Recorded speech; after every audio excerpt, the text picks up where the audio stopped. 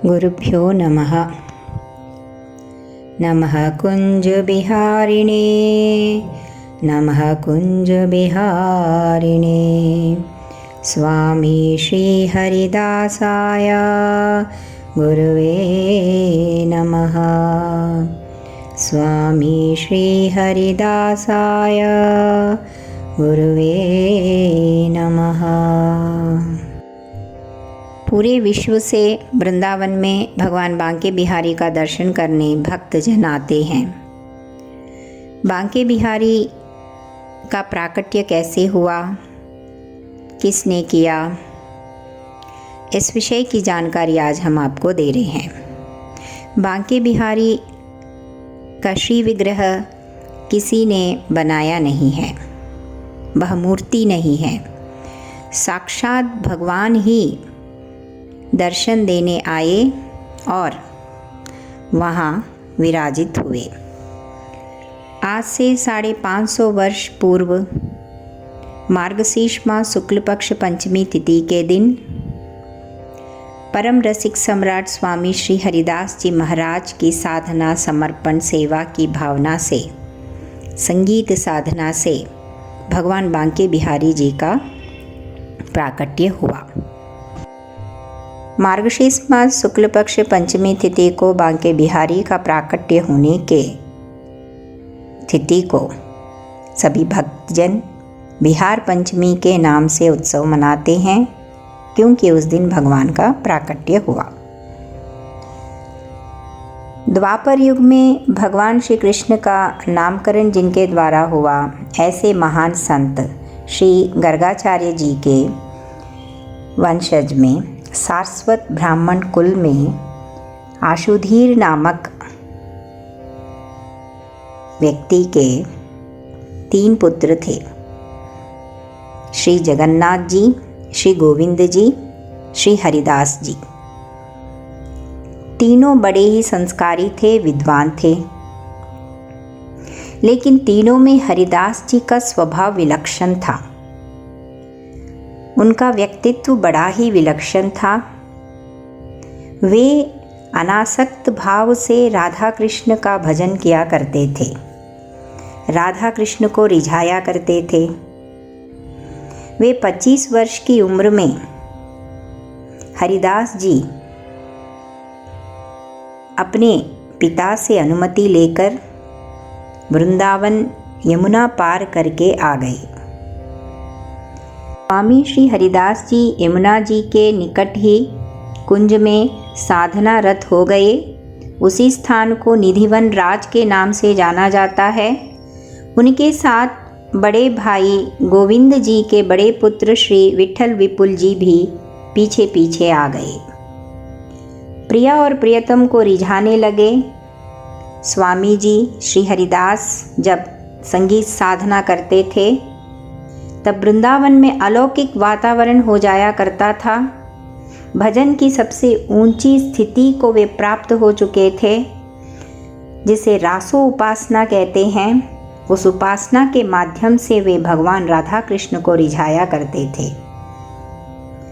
वृंदावन में जब वे भगवान को रिझाते थे तानपुरा लेकर, उस समय नुपुरों की झनकार, वेणु की धुन ये भी सुनाई देते थे।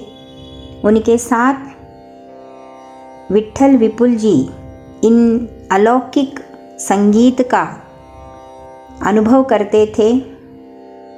और उन्होंने एक दिन स्वामी श्री हरिदास जी से पूछ लिया कि आप किसको रिझाते हैं, और जब आप केवल तानपुरा लेकर ही संगीत साधना करते हैं तो नुपुरों की झनकार और वेणु की ध्वनि कहाँ से आती है। स्वामी जी ने सुना और उस प्रश्न का कोई उत्तर नहीं दिया। स्वामी जी ने कहा कि चिंता मत करो, वो समय जल्दी ही आ जाएगा। श्री जगन्नाथ जी, जो श्री स्वामी हरिदास जी के भाई थे, वे भी वृंदावन आ गए। और जब वे आए, उन्होंने देखा कि स्वामी श्री हरिदास जी किसी को रिझा रहे थे। कोई अलौकिक शक्ति वहाँ पर थी। जगन्नाथ जी उनके राग को सुनकर समाधिस्थ हो गए और जब समाधि स्थिति से बाहर आए तो उन्होंने स्वामी श्री हरिदास जी के चरणों में गिरकर कहा कि आप ही मेरे गुरु हैं, और उन्होंने कहा कि मैं वृंदावन छोड़कर कभी नहीं जाऊंगा। स्वामी जी की महिमा कीर्ति दूर दूर तक इस प्रकार फैलने लगी। स्वामी जी के चरणों में प्यासे भक्त आने लगे।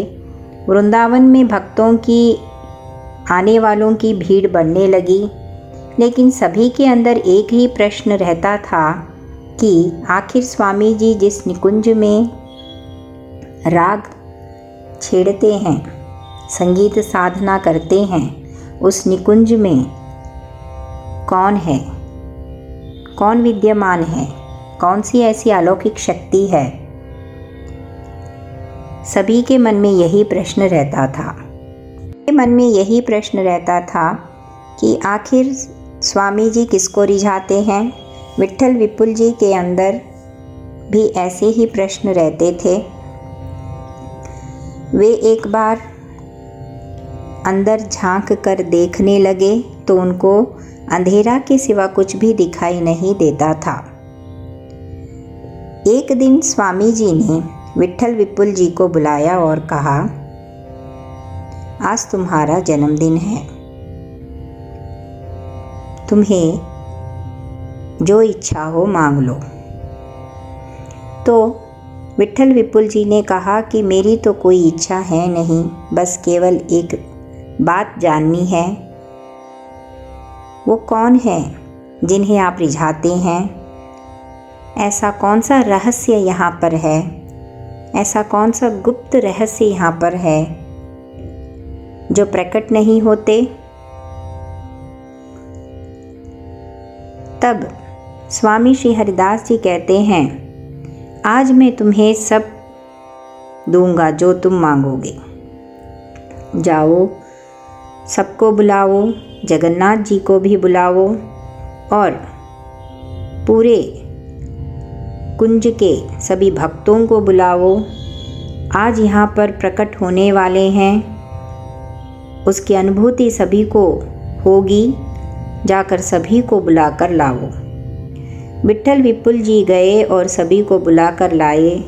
पूरे भक्त जन वहाँ आए और स्वामी श्री हरिदास जी के पास आकर सब देखना चाहते थे कि आखिर इस कुंज में कौन ऐसा है, किसको स्वामी जी रिझाते हैं, ऐसी कौन सी अलौकिक शक्ति यहाँ पर है।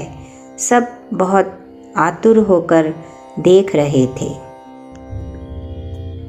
स्वामी जी अपने हाथ में तानपुरा लेकर उसी कुंज में बैठकर गाने लगे। चारों तरफ बहुत सुंदर प्रकाश का अनुभव होने लगा, नील प्रकाश सा अनुभव होने लगा और इस प्रकार वे गा रहे थे। मायेरी सहज जोरी प्रकट भईजू, रंग की गौर श्याम घन दामिनी जैसे, प्रथमहु होते अबहु है आगे हूँ रहे हैं, ना टरी है तैसे अंग अंग की उजराई सुगराई चतुराई सुंदरता ऐसे, श्री हरिदास के स्वामी श्यामा कुंज बिहारी समवैस वैसे। इस पद को जब वे श्री हरिदास जी गा रहे थे तभी प्रिया प्रियतम वहाँ प्रकट हुए और पुकारने लगे, हे सखी ललिते, हे सखी ललिते। इस प्रकार पुकारने लगे। राधा रानी की प्रधान सखी गोपी ललिता देवी हैं। वह ललिता देवी ही श्री हरिदास के रूप में यहाँ प्रकट हुई हैं। और श्री बिहारी जी बोले, ललिते अब हम निकुंज से बाहर आ गए, तुम्हारा भाव पूर्ण हुआ, अब हम यहीं रहेंगे। ये सुनकर स्वामी जी दुखी हो गए। तब बिहारी जी ने कहा कि यहाँ हमारी सेवा वैदिकी पद्धति से नहीं होगी, यहाँ हमारी सेवा भाव, जैसा भाव वैसी सेवा यहाँ होगी। स्वामी जी प्रसन्न हो गए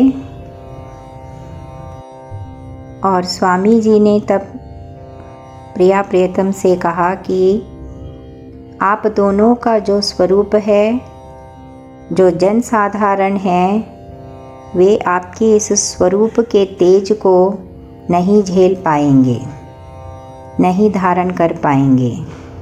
स्वामी जी के इस प्रकार कहने पर एक दूसरे को राधा कृष्ण संकेत देते हुए देखने लगे। दोनों मिलकर एक रूप हो गए, बांके बिहारी के रूप में वहाँ प्रकट हुए।